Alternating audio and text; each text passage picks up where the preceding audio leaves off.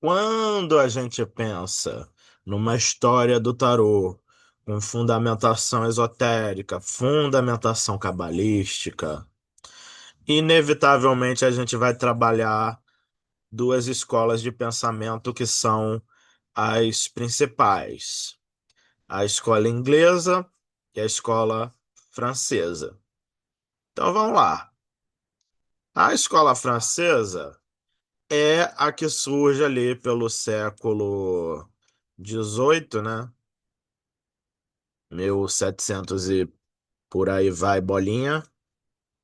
E é a escola que realmente começou essa fundamentação mesmo de um tarô esotérico, de um tarô com vertentes alquímicas, cabalísticas, místicas, aglutinando vários significados diferentes, né? E a escola francesa é, tem essa importância. Eu diria, inclusive, que em certos aspectos ela é até mais importante do que a inglesa, né? Já que a francesa que realmente começou esse trabalho de construção mesmo do tarô esotérico, enquanto a inglesa meio que foi reconstruindo a partir das bases que a francesa deu, né? Mas essa escola é muito importante. A gente tem aqui quatro figuras dessa escola. Podia ter colocado mais, mas eu acredito que essas aqui são as mais importantes para a gente levar em conta, né? Antoine Cour de Gebelin, que eu já mencionei nas aulas anteriores, né? Ele foi o cara que criou a ideia mesmo do tarô. Vamos dizer assim, ele foi um dos caras que criou a ideia do tarô realmente esotérico. Só por isso ele já é importante. Mas ao mesmo tempo ele criou aquele grande mito, aquele grande tabu, que é a história do tarô ter surgido no Egito, né? Ele escreveu um livro chamado Le Monde Primitif, onde ele tentava procurar a raiz de todas as culturas, né? A linguagem que antecedia tudo.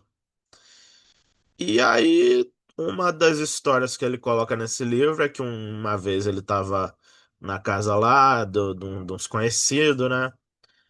E aí, uma das pessoas que estava lá mostrou para ele as cartas de tarô. Aí ele, em 15 minutos, assim, né? Deu uma olhada nas cartas e falou: Caraca, isso aqui é a criação dos egípcios, bababá, coisa e tal. Tipo, a pessoa olha em 15 minutos e chega nesse veredito, né? Claramente pesquisou muito, né? 15 minutos. Aí, pronto. Criou a história que o tarô veio do Egito, que a carta do pendurado não tá de cabeça para baixo, na verdade fica de pé, e umas outras firulas extravagantes que hoje em dia são, inclusive, ainda repetidas, né? Mas não deixa de ser uma figura importante, já que ele deu o pontapé inicial para o surgimento mesmo de um tarô com fundo esotérico, né? Vamos dizer que ele é importante acima de tudo pelo valor histórico, mas ele falou muita besteira. Ele falou que tarot, né, significava em egípcio o caminho real. Aí quando Jean Champollion, né, ele descobriu lá, né, a tábua de Roseta, ele falou que não era nada disso não. Não tem nem essa palavra egípcio. Caminho real. Mas importante, importante. Vamos lá.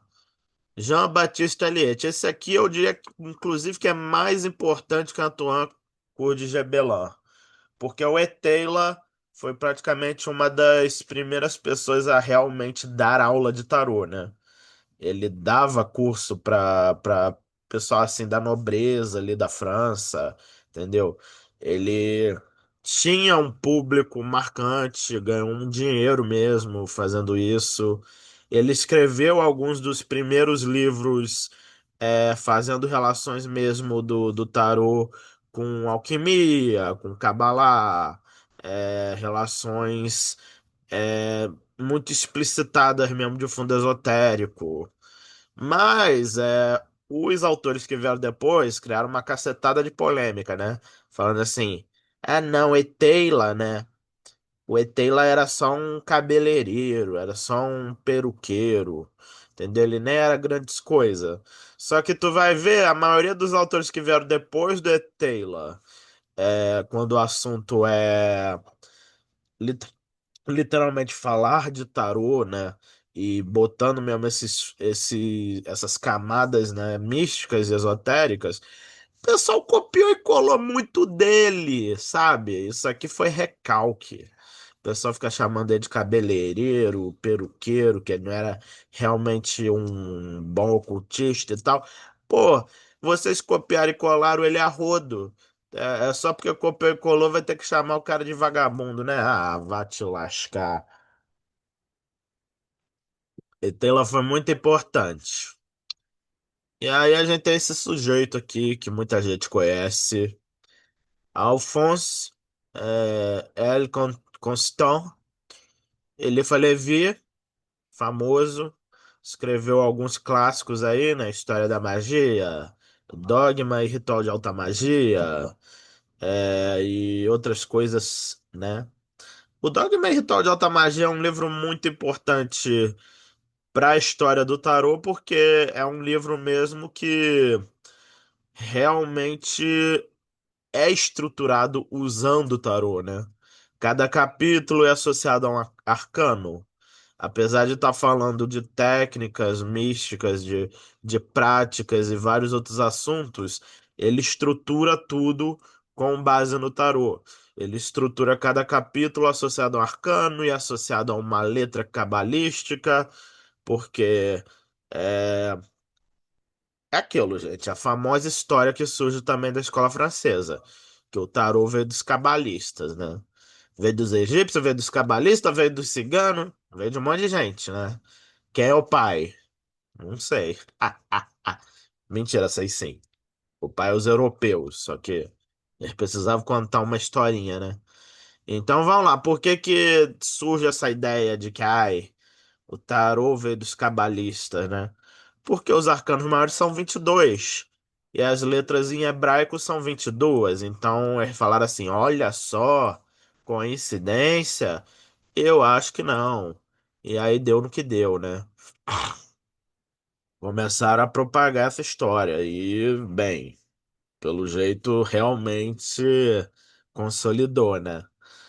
É, o Eliphas Levi é importante. O Dogma e Ritual de Alta Magia tem muita coisa ali, apesar de eu achar um livro chatão, gente. É, bem, fazer o quê, né? É chato mesmo. E, pra terminar, a gente tem esse sujeito aqui, Gerard Incos, conhecido como Papus. Foi um cara que teve muita relevância mesmo no rolê ocultista. Escreveu o Tarô dos Boêmios, escreveu o Tarô Adivinhatório, e escreveu uma cacetada de livro de Cabalá, né? É, cara, importante, apesar de também ter lá suas polêmicas, mas que também tem um certo fundo de anacronismo, né? Porque naquela época, bem, o pessoal era escroto mesmo. Então, quando ele escreveu o Tarô dos Boêmios, ele tem um capítulo no Tarô dos Boêmios que ele fala assim: então, ó, é o seguinte. Esse capítulo do meu livro eu fiz dedicado para as mulheres para simplificar para elas. É literalmente assim que ele fez. Aí tu fica assim, é. Aí fala tipo assim, não, meu livro é muito difícil. Então eu fiz esse capítulo para elas, né? Pois homem é fácil, para elas não. Ah, pelo amor de Deus. Maluquice, cara.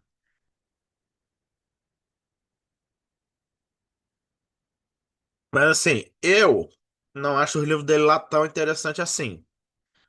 Mas o Tarot dos Memes tem umas questões lá com o Kabbalah que eu gosto. As associações que ele faz, entendeu? Dos arcanos menores com o Tetragramatron e tudo mais. É uma coisa que até hoje é usada, né? É revalidada. Então, assim, A maioria desses autores aqui, gente, e os autores também da escola inglesa, têm lá seus defeitos. Bastante defeito. Mas é aquilo, a gente lê um pedaço ali, lê um pedaço aqui, e quando vê, a gente adquire bastante informação útil. E as que não forem úteis, a gente, né, ignora. Certo? É, também tem o Oswald Wirth, né, que eu acabei nem botando aqui no slide. E o Oswald Wirth, o papo já foram amiguinho, mas depois deu treta, né? E a treta, vamos dizer assim, reverbera até hoje no meio ocultista, né? Já que tem certas tradições, né, que tem como base a obra do Papus que não tancam a obra do Oswald Wirth, apesar do Oswald Wirth ter um dos melhores livros de tarô, um dos livros mais bem feitos e que, digamos assim, tem menos picuinha dentre os vários livros de tarô que a gente tem da escola francesa. Vamos dizer assim, dessa escola francesa das antigas, né? Que a gente tem que entender que a escola francesa existe até hoje, né? Ela tem fundamentos até hoje, ela tem autores. Só que a escola francesa, um dos defeitos dela, na minha opinião, é que é uma escola onde todo mundo meio que não concorda entre si. Cada um escreve o teu próprio sistema e aí você tem que decidir lá qual sistema que você realmente quer dentro da escola francesa. É um pessoal que preza mais, digamos até mesmo por uma liberdade criativa, o que é uma qualidade, né? Você pode ser da escola francesa e interpretar o tarô de várias formas, né? A partir dos sistemas que foram criados. Na escola inglesa, isso dá uma mudada, né? Porque na escola inglesa, os caras foram muito sistemáticos, apesar das discordâncias entre autores também, né? A escola inglesa, ela surge, inevitavelmente como consequência da francesa. Os franceses foram, publicaram uma cacetada de livro, contando várias coisas e, né, estruturando toda uma sistemática, apesar das várias discordâncias autorais. E os ingleses, que também estavam ali com uma efervescência do ocultismo, mas isso já indo mais pro século XIX, né? Eles também começaram a sistematizar umas coisas, né? Foram surgindo ordens esotéricas. Lá pro finzinho do século XIX surgiu a Golden Dawn. E a Golden Dawn praticamente foi a base para muito do que a escola inglesa se tornou, né? É, Então a Golden Dawn, ela teve toda uma estruturação da árvore da vida, uma estruturação das cartas de tarô em associação com a árvore da vida, coisa que os franceses também fizeram. Mas se você compara as obras dos franceses e a obra dos ingleses, vocês vão ver algumas diferenças latentes, né? Por exemplo, se você pega a carta do louco pela escola francesa, a carta do louco vai ser a letra Shin, né? Letra cabalística Shin.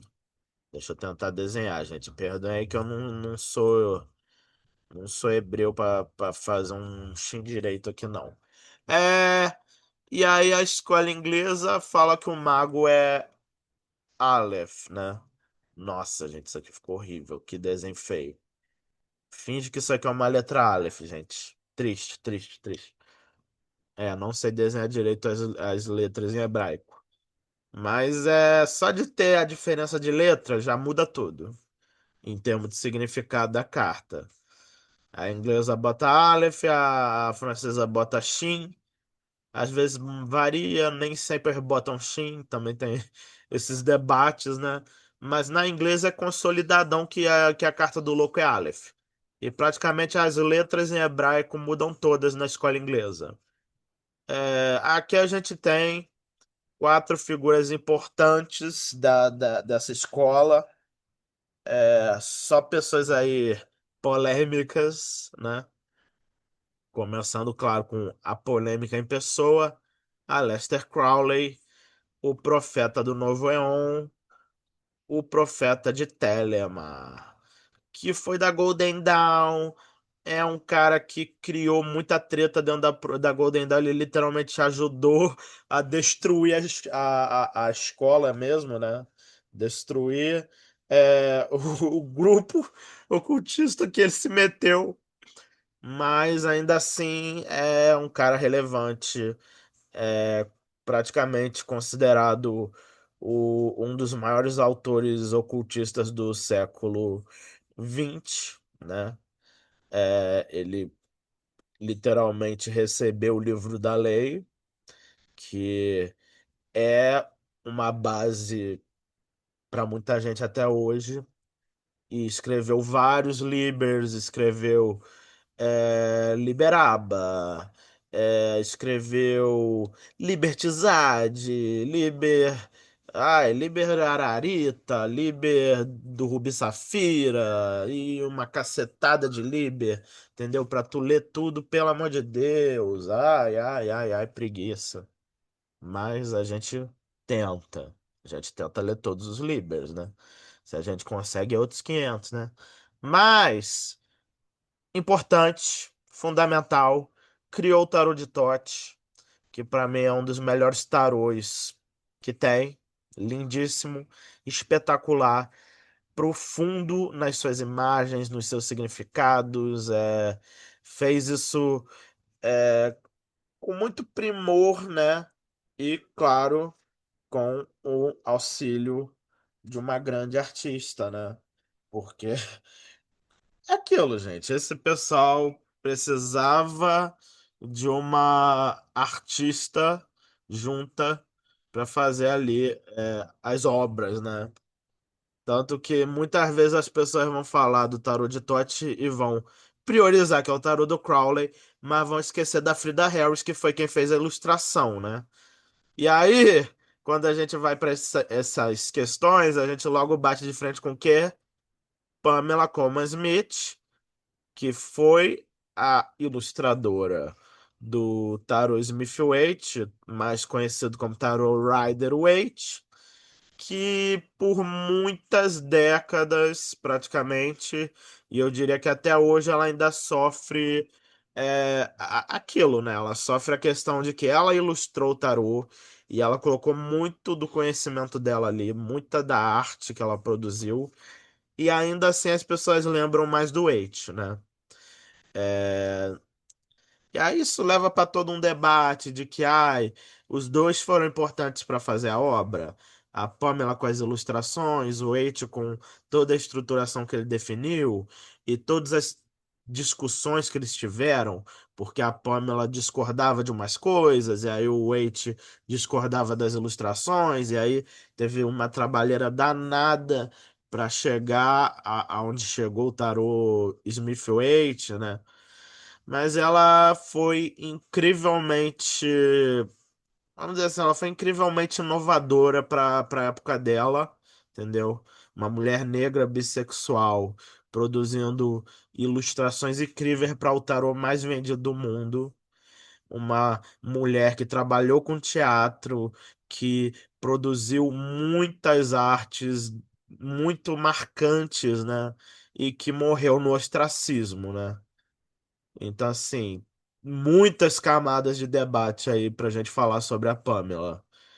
E o Waite foi um ocultista famoso, fez parte da Golden Dawn, fez parte de outras escolas esotéricas também, traduziu alguns livros muito importantes e comentou, né?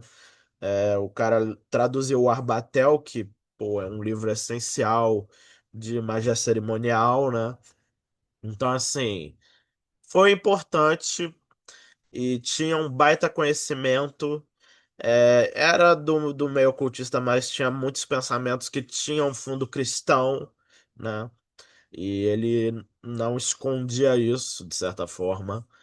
E é aquilo, tem a famosa treta de que ele não pagou lá a Pamela tudo que devia. E, bem, isso aí dá um debate danado até hoje, né? Sem contar que o tarô, né? era conhecido como Rider-Waite, não era Rider-Smith-Waite, não era Rider-Waite-Smith, não, não. A Pamela foi botada ali de escanteio na história. E aí vai ter gente que vai falar, ah, não, mas não foi tudo isso. Ou, ah, não, a gente realmente tem que dizer o quanto que o Wade acabou não dando o devido crédito para Pamela. Eu vejo hoje em dia a gente criando muita discussão sobre toda essa questão mesmo da obra artística da Pamela na criação do Smith Waite e o quanto ou as pessoas defendem muito a Pamela e escracham o Waite, ou as pessoas querem defender o Waite e tentar manter os dois em pé de igualdade. Eu sei que é um debate que tem muita camada e que eu acho que o mais importante é dizer que existe. Não vou estar aqui querendo, vamos dizer assim, tomar partido nessa treta, né? E aí a gente tem o Paul Foster Case, que também chegou a fazer parte da Golden Dawn, de certa forma. E depois ele construiu a própria escola dela, né? Dele. Construiu a própria escola dele, que foi a Bota, né? Literalmente Bota, Bota. Que é Builders of the Additon. Construtores do Adito. É, ele foi muito importante numa ideia de. Literalmente, ele criou um cursinho, né? Ele criou um cursinho de tarô que era, digamos assim, com apostila, com tudo, entendeu? Praticamente o que as pessoas fazem hoje, em termos de curso de tarô, ele já estava fazendo ali na metade, na primeira metade do século XX, ele já estava fazendo isso. Então, assim, o cara foi inovador e ele tinha um bom conhecimento cabalístico, ele tinha umas ideias aí bem interessantes, algumas nem tanto. Mas é importante a gente mencionar também ele. E, gente, se a gente for falar mesmo de todo mundo que foi metido com escola inglesa, o negócio amplia, amplia bastante.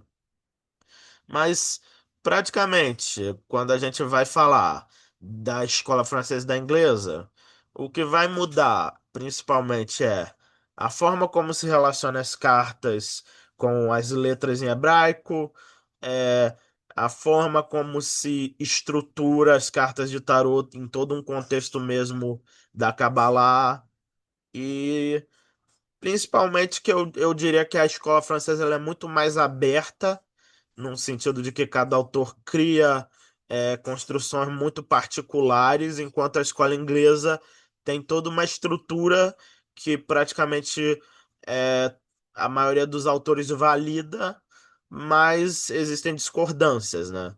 Tu pega um sete de ouros no Smith-Waite é uma coisa, tu pega no Tarot de Tote é outra, apesar de, em certo sentido, terem a mesma base, né? Ambos representam Netzah em Asiá. Mas você vai ver o Tarot Smith-Waite, o Sete de Ouros é uma carta mais light do que no Tarot de Tote, onde a carta literalmente é chamada fracasso, né? Então, assim, tem diferenças, dos autores, mas eu diria que as diferenças na escola francesa são muito mais explícitas do que na inglesa, né? Os contrastes das visões autorais e tal. Então é isso, gente. Essa é a diferença, as diferenças da escola francesa e da inglesa. E antes de terminar esse vídeo, de novo a hora do jabá. Quem quiser uma consulta, 2299883169. Quem quiser mandar aquele abraço aí financeiro para eu continuar fazendo os vídeos de boinha, tá aqui a minha chave Pix, né? E só tenho a agradecer aí, gente, o apoio de vocês. Um ótimo dia.